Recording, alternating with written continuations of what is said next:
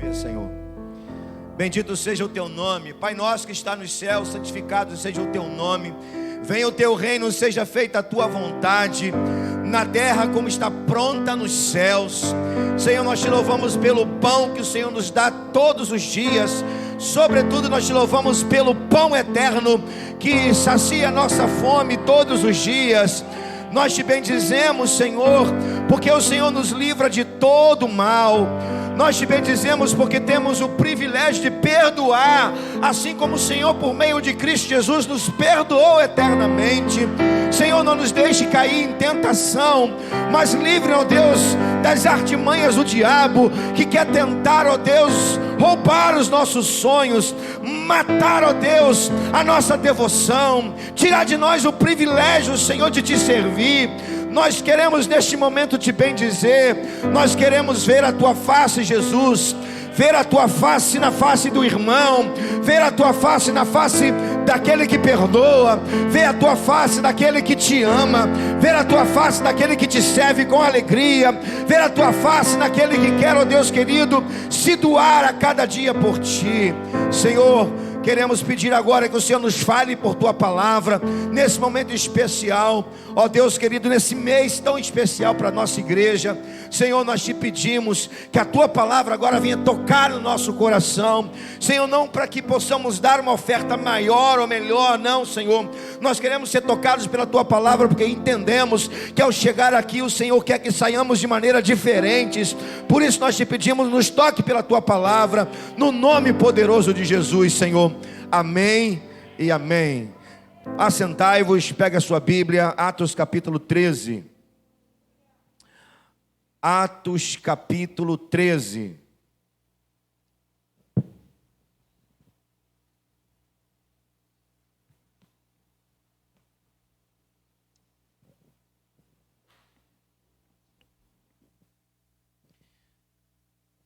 Somente os 4 primeiros versículos.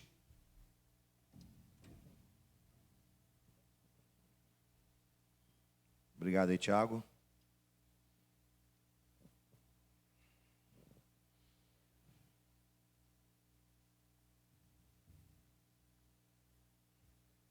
Atos 13.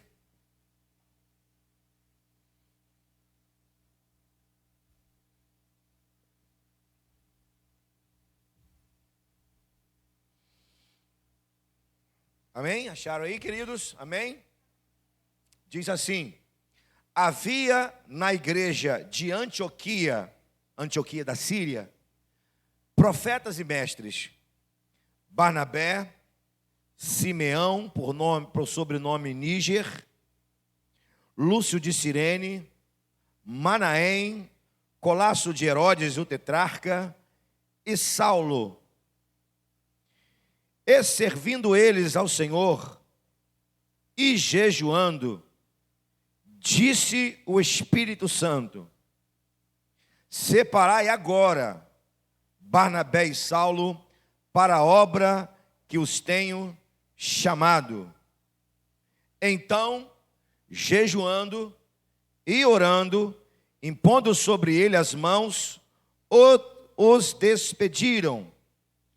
Enviado, pois, pelo Espírito Santo, desceram a Seleucia e dali navegaram para Chipre. O mover do Espírito Santo na obra missionária. O mover do Espírito Santo na obra missionária. Eu quero compartilhar com você por alguns minutos essa palavra que mexeu com o meu coração nesta semana, preparando o meu coração para esse dia, para esse mês. Pedi ao Senhor que me desse uma palavra, que me desse algo que pudesse abençoar sua vida. Então, o Senhor me conduziu a essa palavra. Eu não sei se é possível aumentar o meu retorno aqui. Vê se você consegue aumentar o meu retorno, meu filho, por favor. E Deus me levou a esse texto. Falar de missões, amados, é falar de raízes eternas.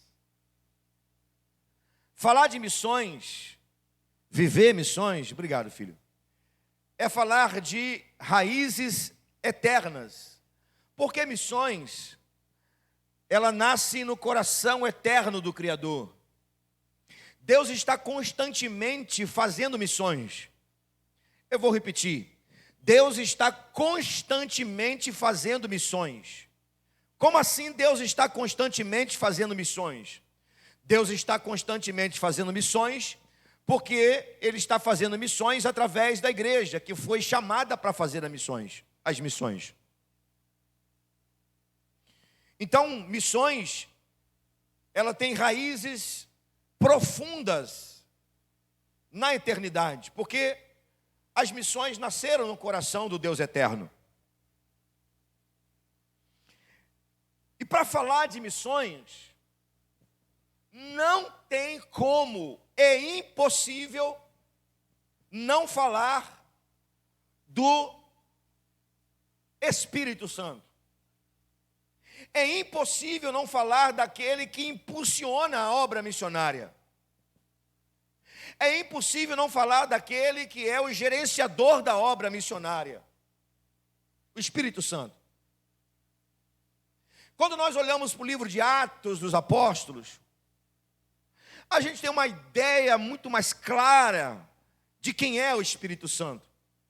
Claro, ligado ao que Jesus vai falar no seu discurso com os discípulos, em João 14, 15 e 16, evidentemente, juntando João 14, 15 e 16, os 5 atributos do Espírito Santo que estão lá em João 14, 15 e 16, com o livro dos Atos dos Apóstolos, mais as cartas gerais, a gente vai ter uma ideia revelativa de quem é o Espírito Santo. Revelativa, porque é através daquilo que Jesus falou, através de Atos dos Apóstolos e das cartas gerais, por que não dizer do Apocalipse, porque o Espírito Santo também está em Apocalipse, no capítulo 2, 3 e no capítulo 20,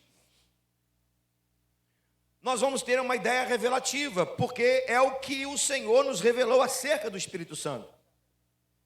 Ideia revelativa não significa dizer que é algo limitado, mas ao mesmo tempo é algo ilimitado, porque ninguém conhece o Espírito Santo na sua essência, assim como nós não conhecemos Jesus na sua essência, e nós não conhecemos Deus na sua essência, porque Ele não nos permitiu conhecê-lo na sua essência, o Deus triuno.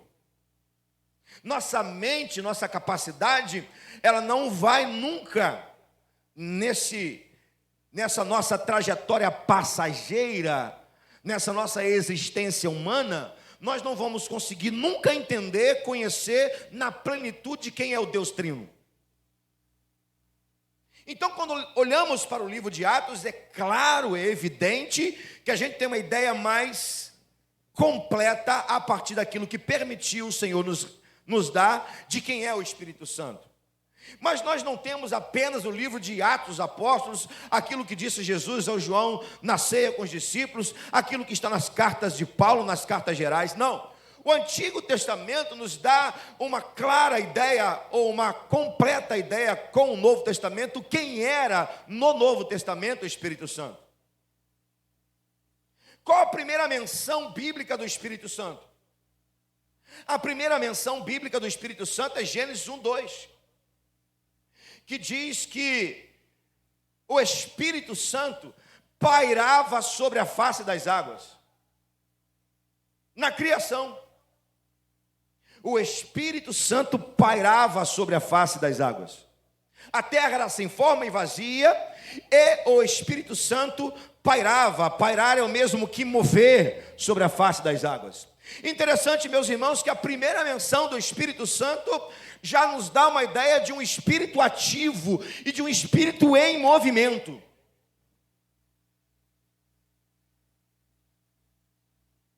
Espero ter a oportunidade de um dia estudar com você aqui Atos, o mover do Espírito Santo em Gênesis com o mover do Espírito Santo em Atos.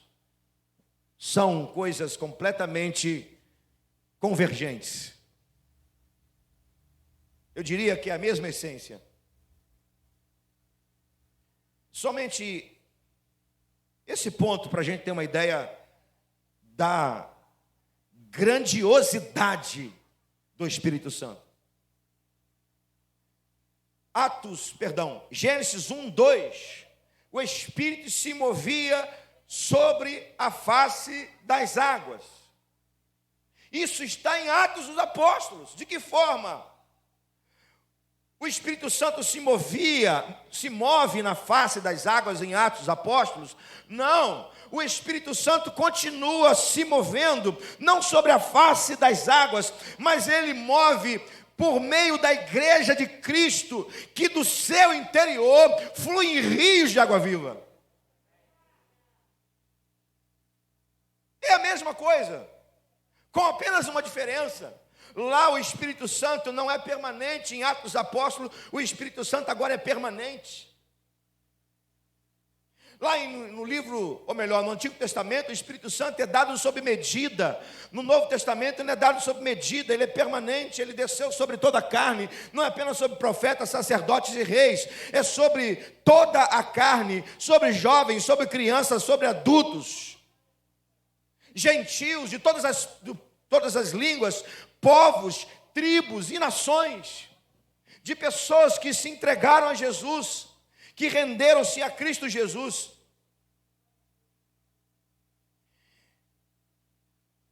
Sabe qual a segunda menção do Espírito Santo no Antigo Testamento? Está também em Gênesis. Ela não aparece de maneira clara.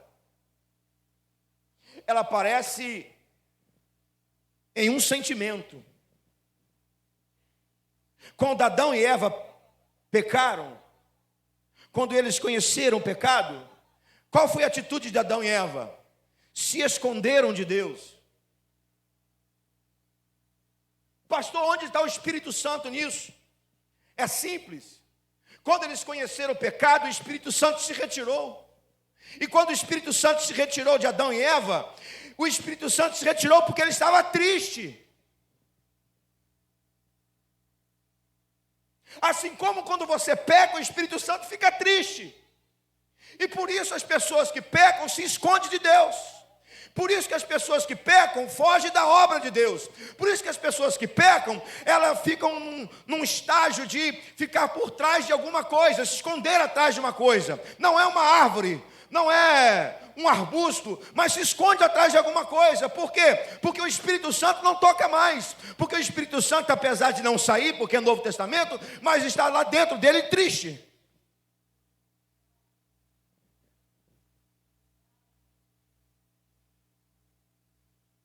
O Espírito Santo estava lá, irmãos. Quando Deus criou o homem, o que ele fez? Ele soprou, ruach, espírito dentro do homem.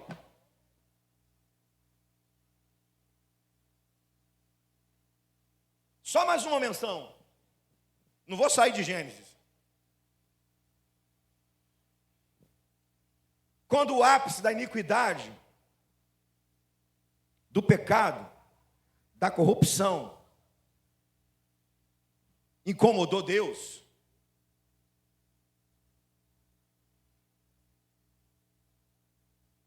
Deus começou a procurar alguém na terra.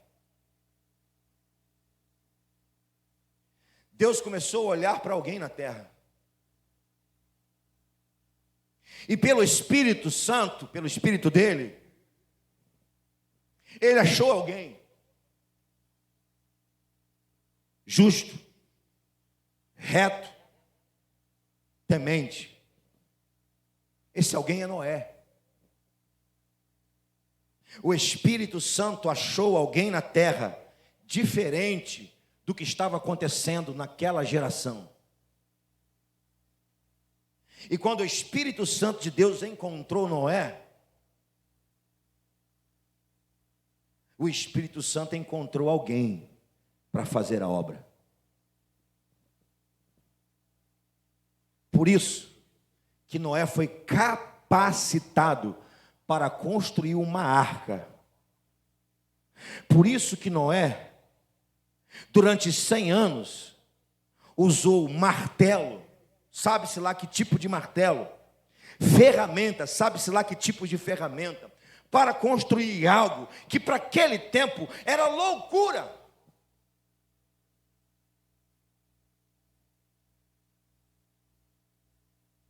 Nós vivemos uma geração tal qual a geração de Noé, uma geração iníqua, uma geração perversa, uma geração cruel, uma geração desafeiçoada, uma geração pecaminosa, uma geração que não se importa com Deus.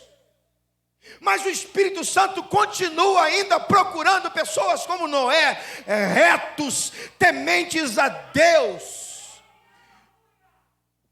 E o Espírito Santo continua achando pessoas que, assim como Noé, estão prontas para entrar num projeto divino que pode até parecer loucura para esse tempo.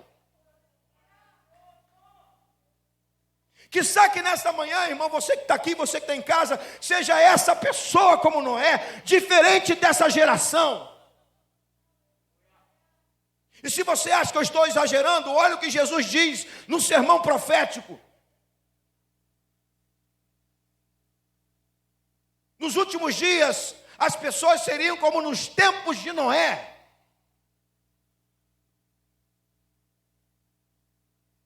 Mas eu louvo ao Senhor, porque ainda que vivamos nos tempos de Noé, num mundo como esse que nós estamos assistindo com os nossos olhos naturais e espirituais, Deus ainda encontra no seio da igreja dele pessoas que querem ser cheias do Espírito e pessoas que ainda querem se entregar a uma obra. Eu poderia ficar falando aqui a manhã inteira sobre o mover do Espírito no Antigo Testamento, mas o relógio não nos permite. E talvez você venha perguntar, pastor, o que tem a ver o senhor falar do Espírito Santo em Gênesis com o texto que a gente leu? Com o texto que lemos nessa manhã. Eu vou te explicar.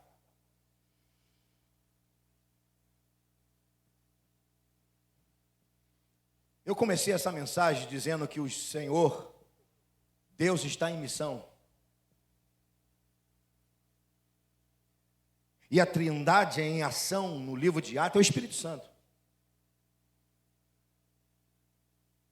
Então, Deus, na pessoa do Espírito, está em missões. Eu não disse que estava, eu disse que está. Eu não disse que estava, eu disse que está. E acrescento, estava, está e estará. Enquanto ele estiver na terra, por causa da igreja, por causa da obra missionária, ele estará ativo e presente, e sendo ele condutor da obra missionária.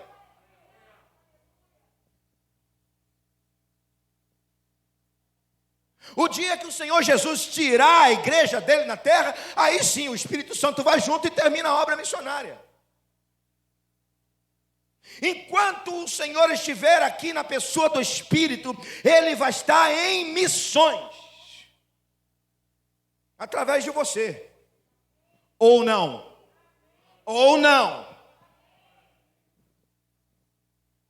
porque se não for através de você, vai ser através de alguém. Se não for através de nós que estamos aqui nessa manhã, e os irmãos estão em casa, vai ser através de alguém. Na Indonésia, na China, no Japão, nos ribeirinhos do Amazonas, nos países ricos da Europa, de um continente que esqueceu de Deus, mas que ainda tem gente lá, e o Espírito Santo usa gente lá. Se não for através da sua vida, da minha vida, vai ser através da vida de alguém, porque ele ainda está em missões. Deixa eu entrar aqui no texto, senão você vai achar que eu não li o texto por pretexto. Estamos falando de uma cidade chamada Antioquia da Síria. Antioquia era a terceira maior cidade do Império Romano. Uma cidade grande, com aproximadamente 500 mil habitantes. Cosmopolita. Uma cidade com um porto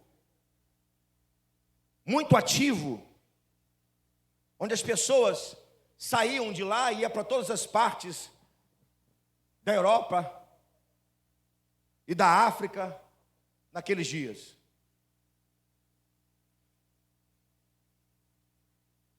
Esse lugar se tornou, depois de Jerusalém, o lugar mais impulsionante do mover do Espírito. Lá tinha uma igreja, a igreja de Antioquia. Muitos fatores nós poderíamos falar sobre essa igreja de Antioquia, mas eu quero falar um muito interessante, só para te relembrar, que eu sei que você sabe, até porque está nos capítulos anteriores. Em Antioquia, pela primeira vez, os discípulos foram chamados de cristãos.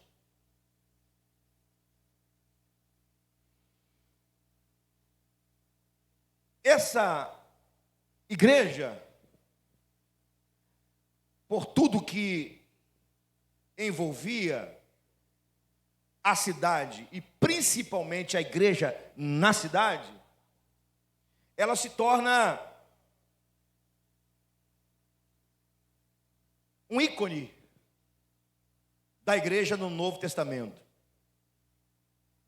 ou um dos ícones. Antes de chegar aqui, esse momento que eu quero compartilhar com você, 3 situações estavam como um pano de fundo até chegar esse momento do mover do Espírito em Antioquia. Isso em relação à igreja primitiva. Era nesse tempo que a igreja estava experimentando um crescimento espantoso. Nesse momento histórico aqui do texto que nós lemos, a igreja estava vivendo um crescimento espantoso. O evangelho já havia saído de Jerusalém, passado por Samaria, por Judeia, por Samaria, e só faltava, digamos, o próximo passo daquilo que Jesus fala no capítulo 1, versículo 8, que é o que a gente vai ver. Então a igreja estava crescendo muito.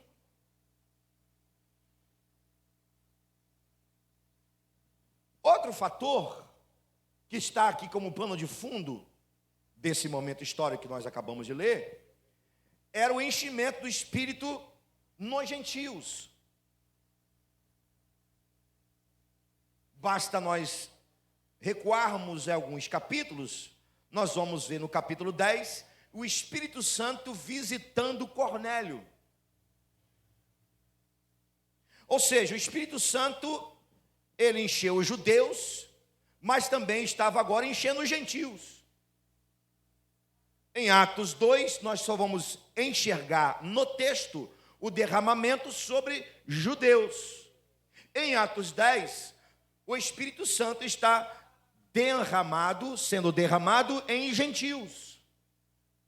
Então veja bem, crescimento espantoso, descimento sobre gentios, e um outro fator que estava acontecendo nesse exato momento, ou historicamente nesse momento do texto que a gente acabou de ler: perseguição. Essa perseguição nasce na Judéia, mais ativamente, claro que em Jerusalém também, mais ativamente na Judéia, com Estevão, o primeiro mártir da igreja. E você sabe muito bem que a palavra testemunho significa mártir. Então cuidado quando você for falar que você é uma testemunha de Jesus. Quando você abrir a boca e dizer que você é testemunha de Jesus, você está dizendo: eu sou um mártir de Jesus.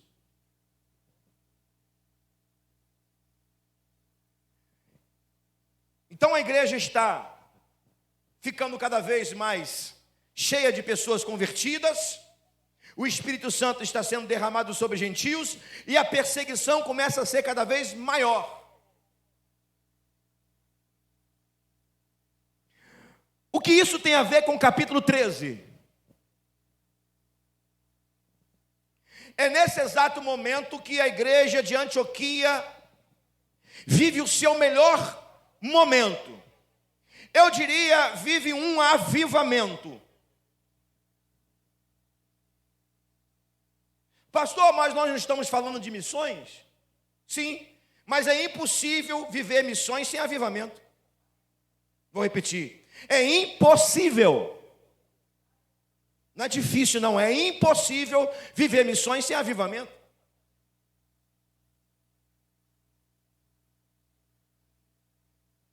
Eu diria a você claramente, pelo texto que nós acabamos de ler, que o Espírito Santo foi provocado.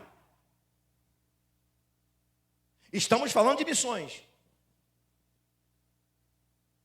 Um avivamento aconteceu na igreja de Antioquia. A igreja de Antioquia, onde os discípulos pela primeira vez foram chamados de cristãos, eles viveram um grande avivamento. Como assim um grande avivamento?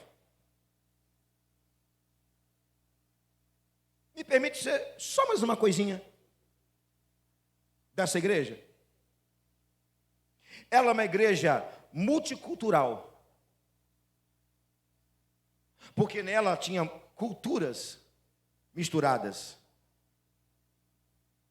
pessoas de culturas diferentes. Ela era uma igreja multirracial. Simeão, por exemplo, era africano.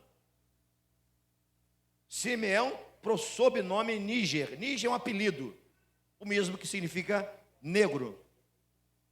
Possivelmente esse Simeão aqui, alguns analistas do Novo Testamento vão dizer que é aquele que carregou a cruz. Ou a cruz não, carregou o madeiro de Jesus. Simão Cirineu. Nós temos aqui Manaém, colasso de Herodes, ou seja, irmão de leite de Herodes, romano. Nós temos Saulo, judeu, ou seja, multirracial era essa igreja. E para completar, essa igreja era multiforme nos dons espirituais. Isso é cara de igreja mesmo. Desculpa usar a expressão cara, é carinhosamente. Se você ficou chateado com a palavra cara, é a face da igreja. Uma igreja multicultural, uma igreja multirracial e uma igreja multiforme nos dons. Esses preciosos irmãos, eles vão viver um avivamento. Pastor, prova aqui no texto que tem avivamento. Eu provo não, a Bíblia está dizendo. Não sou eu que estou dizendo, é a Bíblia. Porque nessa igreja, eles se reuniam para estudar e compartilhar a palavra. Porque nessa igreja tinha profetas e mestres. Preste atenção. Quem escreve quem escreve o livro de Atos é Lucas. Lucas é o último dos evangelhos, antes de João. João é o evangelho do Cristo Senhor, do Deus. Então você puxa João e encosta Lucas em Atos, para você perceber que Atos é a continuação de Lucas, porque é ele quem escreve Atos. Então o que Lucas quer dizer? Que esses profetas e esses mestres estão ministrando a igreja. Na igreja de Antioquia tinha palavra. Na igreja de Antioquia tinha profecia. Na igreja de Antioquia tinha púlpito. Na igreja de Antioquia tinha ensino da palavra. Isso é avivamento. Se tinha pastores, se tinha mestres, se tinha profetas e mestres, significa dizer que a igreja tinha fome da palavra. Eu não sei se você sabe, Mas quando tem pastores, quando tem profetas e mestres na igreja, significa dizer que a igreja tem fome e anseio pela palavra.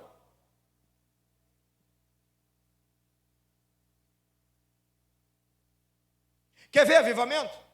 O que eles faziam, além de ministrar a palavra? Porque tinha profetas e mestres. Eles adoravam, servindo eles ao Senhor. Esse servir aqui no original é adoração.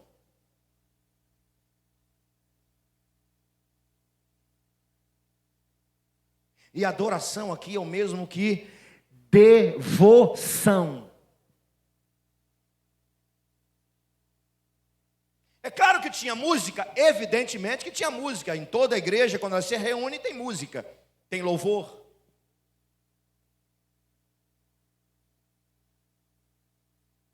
Mas música não é adoração.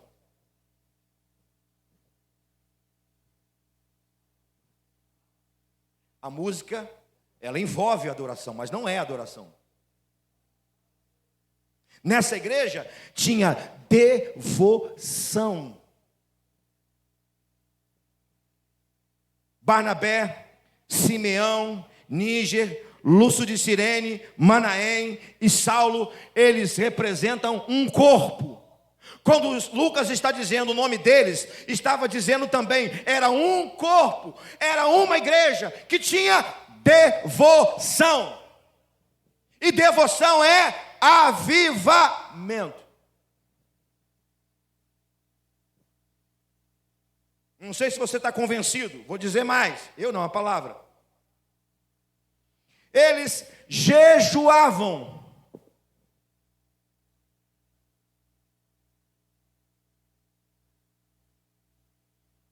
Palavra, devoção, jejum. Ou seja, a igreja dependia de Deus e oferecia a Deus os seus jejuns para depender cada vez mais dele. E para quem não está convencido ainda que a igreja de Antioquia é uma igreja avivada, eles oravam.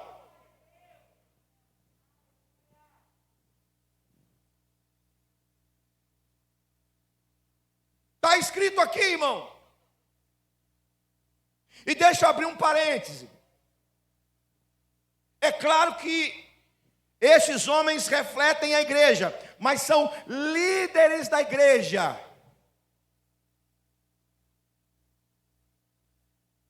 Uma das coisas que tem me deixado mais feliz nos meus 16 anos de igreja, nesta igreja, é que a liderança aprendeu o caminho da oração.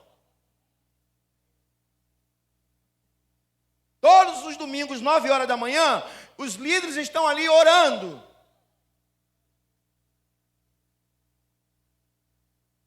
Como que a igreja vai experimentar um avivamento se os líderes não oram?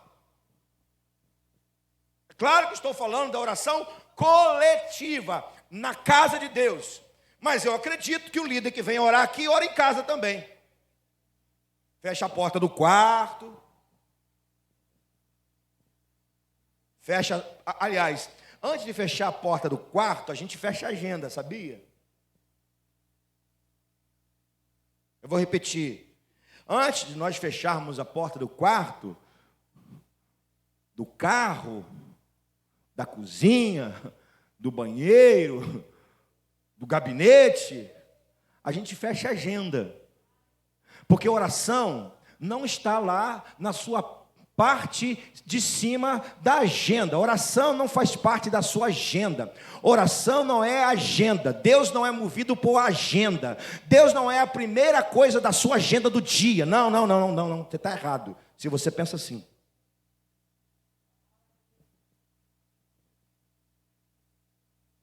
Vou comparar para você entender. Você coloca na agenda do seu dia o almoço? Vou almoçar. Tá bom, para complicar mais ainda. Agenda do dia, preciso tomar água. Está na sua agenda tomar água? Só mais um pouquinho, para complicar mais um pouquinho. Agenda do dia. Preciso respirar. Oração não é agenda. Oração é mais do que o ar que você respira. Oração é mais do que a água que você bebe, da comida que você come. Então oração não faz parte da sua agenda ou da agenda de Deus.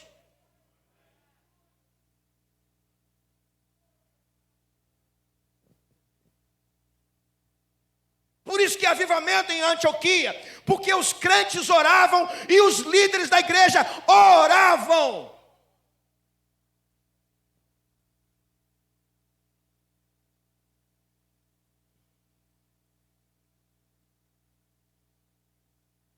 Não sei se na sua Bíblia tem aí o... Estou brincando. Sei que tem. Referências ao Espírito Santo. Tem 3 referências do Espírito Santo aqui nesses textos que nós lemos. 2 de maneira explícita.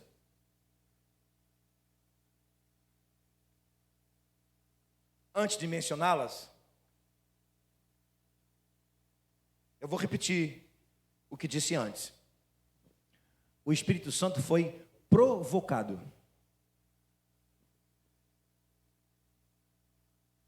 Provocado. Provocado por um avivamento. Um avivamento de palavra.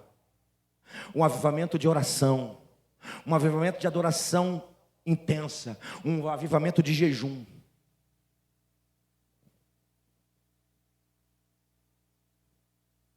Da igreja, irmãos, e da liderança. Da igreja como um todo. É porque tem algumas pessoas na igreja que acham que eles não precisam viver isso. Tem algumas pessoas que acham que o talento, a capacidade que elas têm, seja ela em que área for,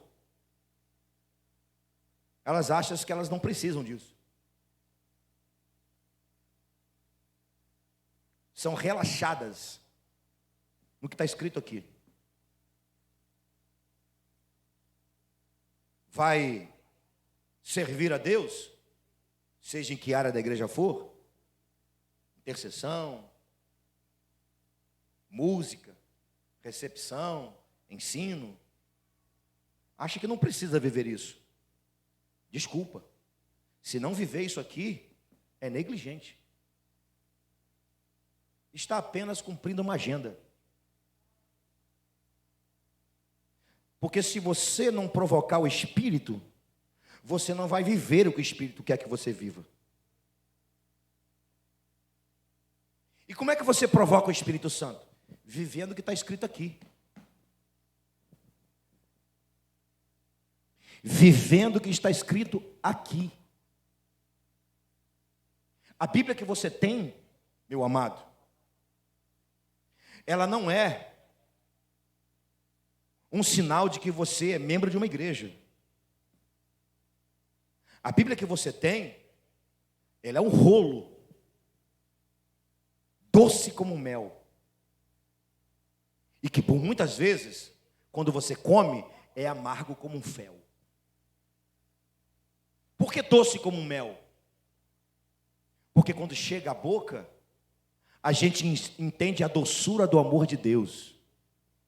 Mas quando chega o estômago, a gente entende a justiça dolorosa, amarga de Deus. Porque Deus é Deus de amor e Deus de justiça também. O que você faz com a sua Bíblia? Deixa ela em cima do carro? Para as pessoas no semáforo entender que você é crente?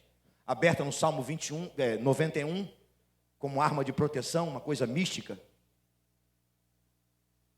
Ou 23, sei lá. Deixa guardada no seu armário lá, na sua estante, para alguém da casa ver que você tem uma Bíblia, ou para pegá-la na hora que vir por culto. Aliás, tem muita gente que nem traz mais Bíblia para o culto, porque pode acessar. Não estou criticando quem não traz a Bíblia e vê no iPad, no telefone. Se é das antigas, eu sou antigo. Bíblia para mim é isso aqui, ó. Toda colorida. Para quem tem problema de astigmatismo, miopia, hipermetropia, ela é toda colorida. Azul, vermelho, roxo, verde. Não quero dizer para você que eu sou alguém que marca a Bíblia, não. Estou dizendo para você que eu tenho fome dela. Deixa eu pregar. Eu não comecei a pregar ainda. Esses homens, eles provocaram o Espírito Santo com devoção, com oração, com jejum, com busca, com a palavra. E havia no plano eterno de Deus, porque eu comecei essa mensagem dizendo que as missões, elas têm raízes eternas, elas são eternas, elas começaram no coração de Deus. Então, quando essa igreja provocou Deus, o que o Espírito Santo fez? Primeiro, o Espírito Santo falou. Ei, está escrito, tá? Está escrito aqui, o Espírito Santo disse.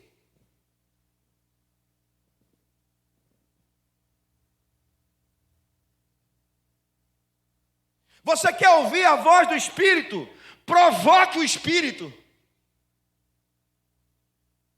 Medite na palavra, ore, ame, perdoe. Chama ele para sentar do seu lado. Conversa com ele.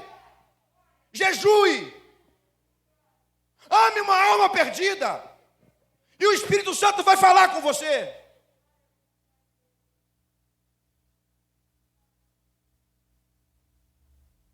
Esses líderes provocaram o Espírito com amor, com devoção, com jejum, com oração, com fome da palavra. E o Espírito Santo falou. Sabe por que a igreja moderna não ouve a voz do Espírito? A igreja moderna não ouve a voz do Espírito porque ela não provoca mais o Espírito. Porque ela acha que o Espírito Santo não é uma pessoa. Quando eu quero ouvir a voz da minha esposa de maneira diferente, eu provoco. Eu a provoco. De igual maneira, ela me provoca. Porque nós temos relacionamento.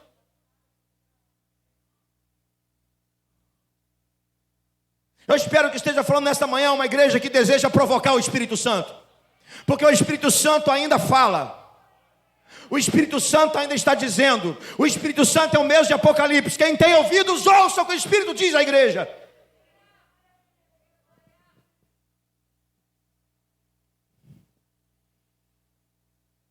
Em segundo lugar, o Espírito Santo outorgou, ungiu. Ele falou, ele outorgou, ele ungiu. Está escrito que eles oraram, colocaram as mãos, impuseram as mãos sobre Barnabé e Saulo. O Espírito separou Barnabé e Saulo. E a igreja impôs as mãos sobre eles. O que significa isso? Significa dizer que o Espírito Santo chamou Barnabé, chamou Saulo e disse: eu tenho uma obra grandiosa na vida de vocês, mas primeiro vocês serão reconhecidos pela igreja.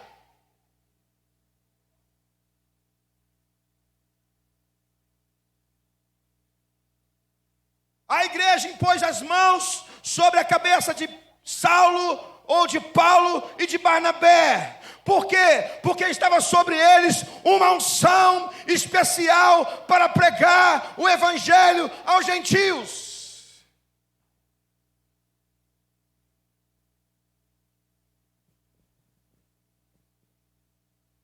Eu sonho um dia de viver a realidade de uma igreja onde as nossas mãos serão impostas sobre pessoas ungidas, pessoas separadas para fazer algo grande nesse tempo, nessa geração, para mudar o mundo.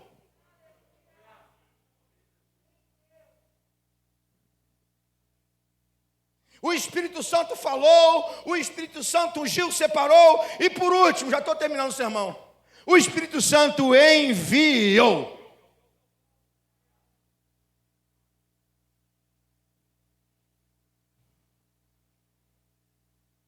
Versículo 4. O Espírito Santo enviou. Sabe o que eu enxergo aqui, irmão?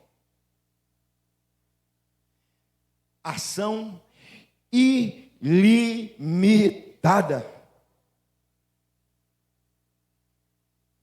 Porque quem é enviado pelo Espírito Santo não enxerga final de nenhuma fronteira.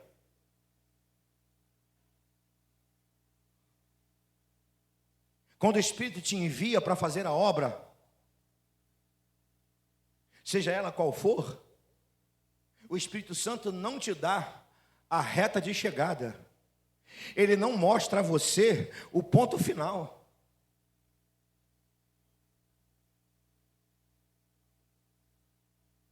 Eu posso provar. O livro de Atos não tem fim, irmãos, na sua revelação bíblica. Leia o último versículo de Atos e você vai ver. Atos não é um livro que termina. A expressão do último versículo de Atos está lá no último capítulo, 28, não sei nem que o versículo, tem que olhar aqui. Pregavam a palavra sem impedimento algum. Paulo pregava a palavra sem impedimento algum. Uma vez que você é enviado pelo Espírito, não há limites para você, irmão. Nada impede você, não tem impedimento algum. E por que não tem impedimento algum? Porque você está vivendo a realidade de algo ilimitado. O poder da igreja de transformação do mundo e de apresentação do amor de Deus é um poder ilimitado.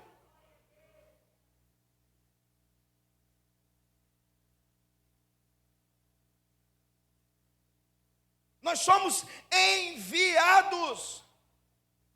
Nós colocamos nos nossos pés as sandálias do Evangelho.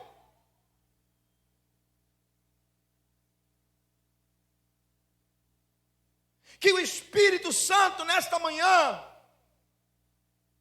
envie você e que você encontre uma obra ilimitada, que o Espírito Santo te leve para longe.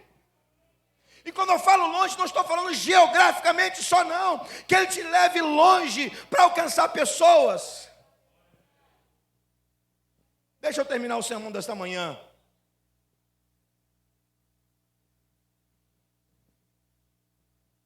Da morte de Jesus ao derramado do Espírito Santo em Pentecostes foram 50 dias.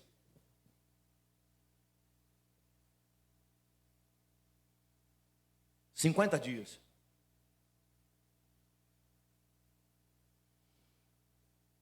$50 dias que mudaram a história da humanidade.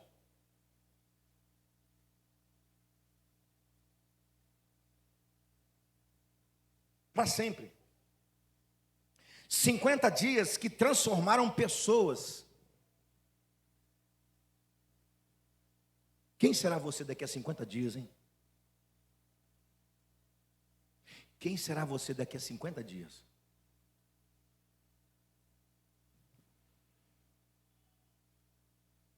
A igreja de Antioquia se torna o centro impulsionante da fé cristã e da obra missionária.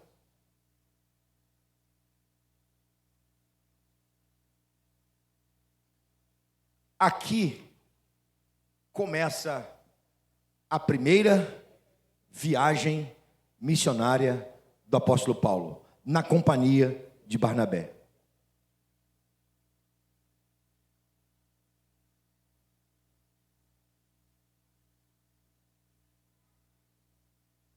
Eu quero terminar dizendo o seguinte: se você quiser anotar, anote. Se você puder guardar na sua mente, no seu coração, guarde.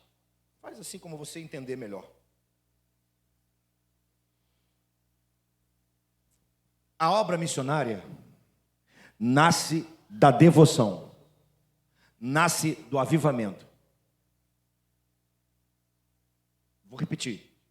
A obra missionária nasce da devoção, do avivamento. Porque a devoção, o avivamento, provoca o Espírito. E da obra missionária nasce as cartas de Paulo, que vão doutrinar as igrejas. Porque as cartas são direcionadas às igrejas que nascem da obra missionária. Ei, missões não é apenas um mês que a gente fica aqui na igreja. E que mês maravilhoso para nós. Convencionalmente, março, junho e setembro, outubro, não me lembro. Missões nacionais. Missões não é só isso. Missões nasce a partir de devoção e avivamento. Por causa da obra missionária, nascem as igrejas. E por causa das igrejas, nascem as cartas que vão dar doutrina para as igrejas. Porque é a partir da obra missionária que Paulo vai fundando igrejas. Vou dar um exemplo, um só. Filipenses. Tem carta aos Filipenses? Sim ou não? De novo, tem carta aos Filipenses, sim ou não? E por que teve carta aos Filipenses? Porque nasceu a igreja de Filipenses. E a igreja de Filipenses nasceu da onde? Das missões.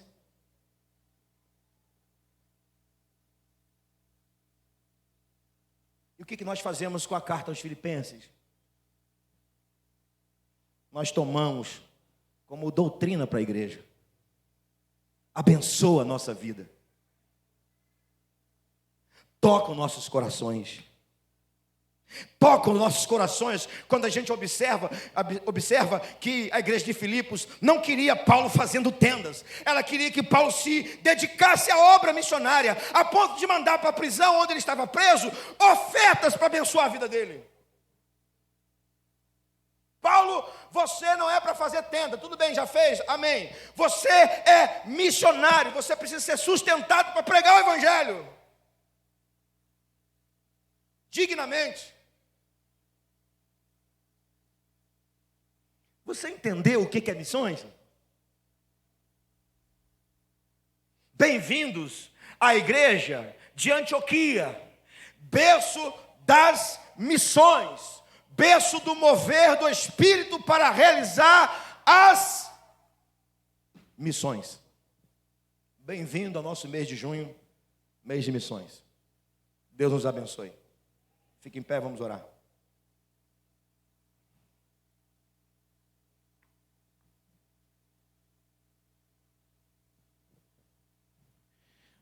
Senhor, nós queremos ouvir a Tua voz, a voz do Teu Espírito. Nós queremos unção sobre nossas vidas. Nós queremos ser enviados. Portanto, nessa manhã nós queremos, com todo carinho, temor, tremor e respeito, provocar o Senhor. Responda-nos, ó Deus. Responda-nos falando. Responda-nos nos dando unção. Responda-nos nos enviando. Nem que seja para enviar as nossas ofertas. Responda-nos, ó Deus. Obrigado, Deus, pela Tua palavra. Abençoa o nosso dia. E continue falando conosco. Tocando em nossos corações nesse mês. No nome de Jesus. Amém.